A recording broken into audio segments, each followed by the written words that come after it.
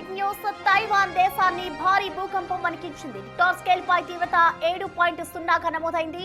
ఈశాన్య తీర ప్రాంతం యులాన్ కు కేవలం 32 కిలోమీటర్ల దూరంలో సముద్ర గర్భంలో భూకంప కేంద్రం ఉన్నట్లు గుర్తించారు. దీని ప్రభావంతో రాజధాని తైపీలో ఎత్తైన భవనాలు ఊగిపోయాయి. భయాందోళనలో ప్రజలు ఇళ్ల నుంచి పరుగులు తీశారు.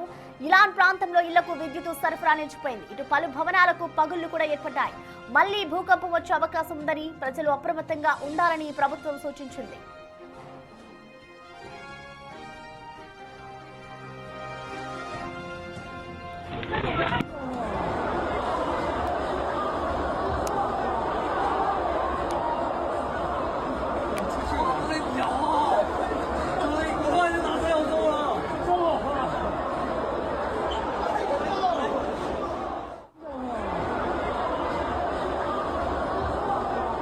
తైవాన్ దేశాన్ని భారీ భూకంపం వణికించింది. రిక్టర్ స్కేల్ పై తీవ్రత 7.0గా నమోదైంది. ఇటు ఈశాన్య తీర ప్రాంతం ఇలాన్ కు కేవలం 32 కిలోమీటర్ల దూరంలో సముద్ర గర్భంలో భూకంపం కేంద్రం ఉన్నట్లు గుర్తించారు.